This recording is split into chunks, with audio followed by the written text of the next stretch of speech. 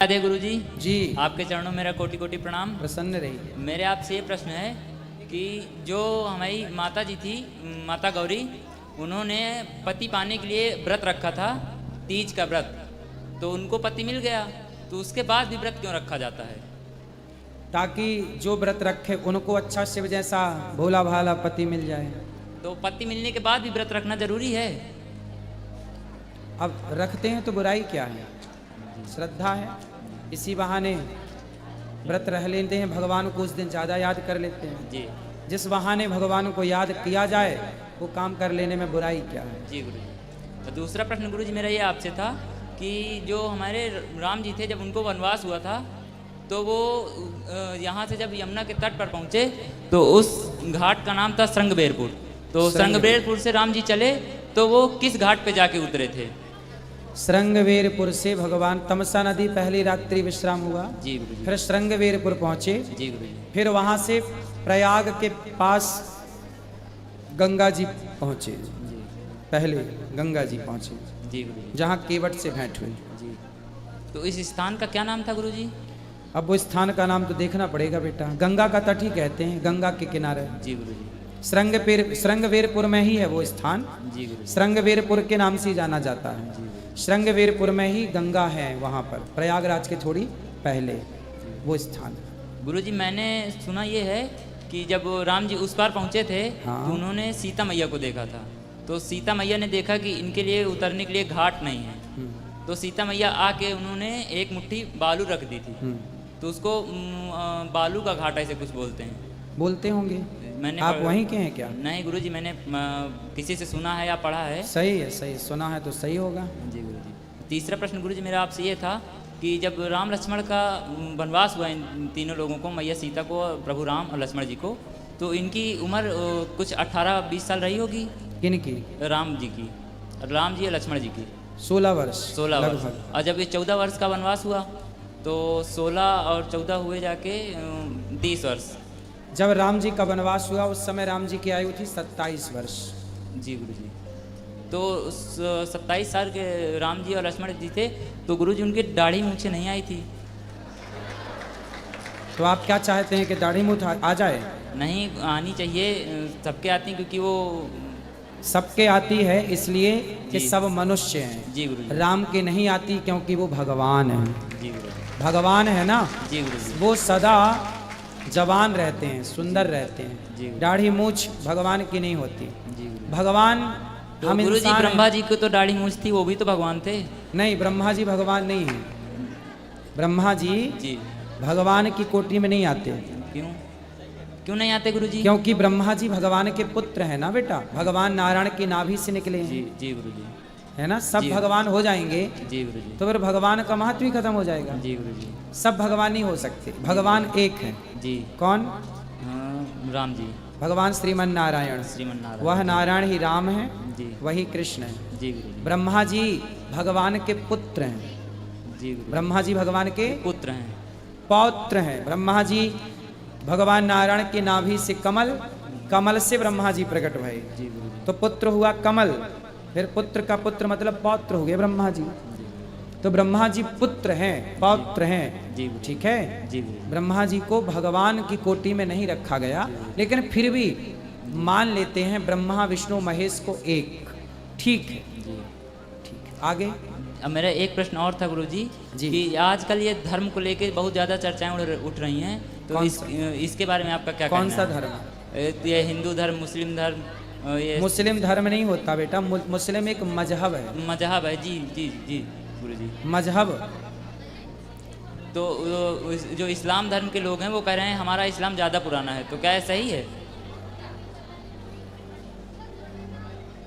भाई कहने को तो उल्लू भी कहता है कि हमारी विचारधारा सबसे पुरानी है, जी। हमें सूर्य नजर नहीं आता, जी। मतलब वो मानता है कि सूर्य होता ही नहीं है। जी। तो फिर उल्लू की विचारधारा ये कहती है कि सूर्य नहीं होता, उसने इसी विचारधारा को पुराना मान लिया कि भाई हम ही सबसे बेस्ट, जी। हमसे बढ़िया कोई नहीं। जी गुरु जी। तो अब आप ही बताओ जी गुरु जी। कि किसी के कुछ मान लेने से प्रूफ नहीं हो जाता। जी, बस ये प्रश्न था गुरु जी, और मैं आपको देखने के लिए 3 साल से प्रयास कर रहा हूँ। आज जाके मेरी मन की इच्छा पूरी हुई है। आपके चरणों में मेरा कोटि कोटि प्रणाम। श्रीमन नारायण। खुश रहिए, खुश रहिए। जय श्रीमन नारायण गुरु जी। हाँ, आपकी चरणों में कोटि कोटि प्रणाम। खुश रहो। गुरु जी हम आपके कथा 2 साल से सुन रहे हैं, लेकिन एक प्रश्न है गुरु जी, जी, बहुत सता रही है। आज प्रश्न ये- सता रही है। जी जी जी। आज प्रश्न सता रही है। जी, ये इसका उत्तर मिला ही नहीं है। अच्छा, गुरु जी जब हम मंत्र करते हैं, आपके हर बात को फॉलो करते हुए 2 साल हुए हैं, 7वां महीना जाते जाते आपका जो है सारा यूट्यूब में देखकर गुरु मंत्र जो है, हम जो गुरु मंत्र जो आप देते हैं यूट्यूब पर, शरणागति मंत्र सारा को हम लेकर कॉपी में लिखकर याद करके 7 महीना जब हुआ है, तो गुरु जी शरीर में जो झटका मारने लगा अचानक। कौन झटका मारता है? गुरु जी शरीर में मतलब ये यहाँ जो है ये मूत्र द्वार से जो उठता है ना, ऐसे से मारता है। हाँ, ये प्रश्न क्या है? प्रश्न ये है कि गुरुजी जब भी नाम का उच्चारण करते हैं तो शरीर में ज्यादा झटका लगता है। तो झटका मारता है कोई? कौन मारता है झटका, नाम बताओ। देन मंत्र जो जब करते हैं ना तो झटका लगता है गुरुजी। तो आप चाहते हैं कि झटका ना लगे? जी। अच्छा, तो फिर मंत्र धीरे धीरे जपो। गुरुजी 1 घंटा 1.5 घंटा करते हैं। तो सही है। ये चक्र की शायद ये है क्या? क्या चक्र जागृत तो नहीं हो गया गुरुजी? देख लो भगवान कौन सा चक्र जगा रहे हो। कुंडली कुंडली गुरुजी। तो जग रही है। जी जी। उस जब सोए ही भी जब मंत्र जाप पड़ता तभी झटका लगता है, इससे नहीं लगता। अच्छा, और यहाँ बीच में हल्का हल्का मीठा मीठा दर्द होता है। रकुटी में जी जी गरम गरम लगता है, जी दर्द होता है। जी। झूठा ही लेना, झूठा ही देना। नहीं जी, ये चीज तो हम नहीं जानते थे गुरु जी, ये चीज के बारे में हम तो जानते ही नहीं थे, इसलिए तो आपसे पूछे तो फिर कि चलने दो ना, जागृत हो जाए जब पूरे, जी। तब बताना कैसा फील कर रहे हो। अभी वो जाग रहे हैं, पहले जाग जाने दो, जाग जाए फिर मिलना, फिर बताना। गुरु जी मंत्र लेना था गुरु जी। अभी तो कह रहे थे मंत्र जपते हैं। हाँ जपते तो है, सामने से मंत्र लेते हैं गुरु दीक्षा। तो ले लेना मंत्र। धन्यवाद गुरु। खुश रहिए।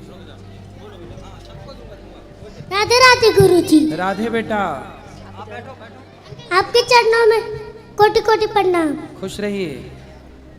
अच्छा ये बताइए, क्यों बड़े लोग बस खाली कन्हैया जी का सेवा करते हैं, क्यों छोटे लोग नहीं करते हैं? बच्चे भी तो करते हैं सेवा। और नहवाते वहाते क्यों नहीं है? अरे नहवाते हैं, क्यों नहीं नहवाते? आप नहवा लेना भगवान जी को, ठीक है? तुम नहवाना, फूल चढ़ाना, स्तुति करना। बैठो बैठो आराम से, एक एक से। हेलो, गुरुजी के चरणों में कोटि कोटि प्रणाम। मैं कृष्णा नाम है मेरा भी, और मैं आपके दर्शन के लिए आया हूँ। मेरा आपसे ये प्रश्न है कि जो आज हमारे कृष्ण भगवान का जन्म हुआ है, उसमें जो मैंने दर्शन किए तो वहाँ पर मस्जिद भी बनी हुई है। कहाँ? कृष्ण जन्मभूमि में। हाँ, बनी। तो हम सब हिंदुओं को मिलकर क्या करना चाहिए कि उस मस्जिद से छुटकारा मिलकर हमारे कृष्ण की जो जन्म लीला है, जहाँ पर उन्होंने अपना प्रकट मतलब जन्म हुआ है, उस जगह पर मुसलमानों द्वारा क्यों कब्जा करके मस्जिद बनाई गई है, उसे कब तक हटा लिया जाएगा हमारे सरकार द्वारा, या हम सब लोगों को ही प्रयत्न करना होगा? जैसे राम मंदिर के लिए सब हिंदुओं ने प्रयत्न किया, क्या हम लोगों को मिलकर एक बार फिर से उस मस्जिद को हटाकर वहां हमारे रामलला जैसे विराजमान हुए हैं वैसे ही कृष्ण कन्हैया भी विराजमान कब तक हो जाएंगे? मेरा आपसे प्रश्न है कि क्या करें हम सब हिंदू जाकर? आप हमारा मार्गदर्शन करें और कहें तो कल से ही हम जाकर वहां पर कृष्ण भगवान को विराजमान कर दें और उनकी लीला का जो स्वरूप है वो सबके सामने आ जाए। मस्जिद को हटाने की कृपा करें गुरुदेव। कोर्ट केस चल रहा है जी गुरुदेव। अभी, कुछ निर्णय आया भी था हिंदुओं के पक्ष में। जी। और सब्र रखो। जी। जैसे रामलला आए, जी। ऐसे देर सवेर कन्हैया भी आएंगे जरूर। जी जरूर आए, लेकिन क्या है दिल में दर्द उठ जाता है जैसे ही मस्जिद सामने देखता हूँ ना, तो कृष्ण लल्ला का जो जन्म स्थान है उसमें ये दाग मुझे बिल्कुल पसंद नहीं आता गुरुदेव। क्या मालूम ये हिंदू जाग नहीं रहे हैं हमारे यहाँ के। अभी आपको जो काम करना चाहिए वो आप एक काम करो जी।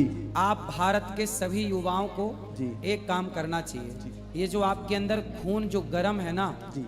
इस गर्म खून का फायदा लो। जी। क्या करो, मैं काम बताता हूँ। देश के सभी युवाओं को मैं एक काम दे रहा हूँ, सब करो ये काम। अपने आप सारी मस्जिदें मंदिरों के स्थान से अपने आप हटने लग जाएंगी। तुम ये काम कर लो।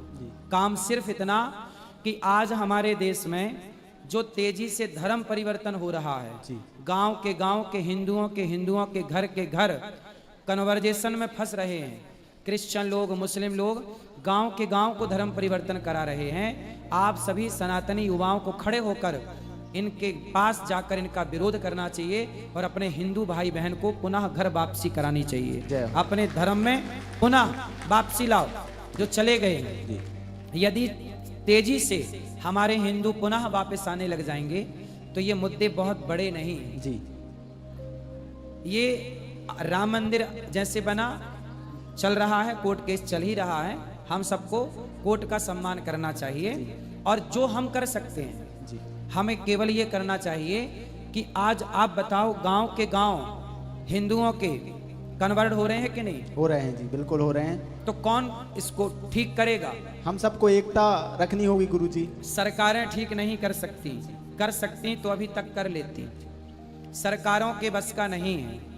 हमें अपनी लड़ाइयाँ खुद लड़नी पड़ेंगी, कुछ लड़ाइयाँ। और वो लड़ाइयाँ क्या है? लड़ाइयाँ ये हैं कि आज जो हमारे हिंदुओं को परिवर्तित कराया जा रहा है, हम अपने हिंदुओं का एक संगठन बनाएं, हर गांव में उसे संचालित करें और अपने लोगों से कह के रखें कि ऐसे कोई विधर्मी लोग आए तो उनका तरीके से बहिष्कार होना चाहिए। राधे। तरीके से बहिष्कार होना चाहिए। आपका सानिध्य पाके धन्य हो गया जी मेरा जीवन। राधे राधे। खुश रहे।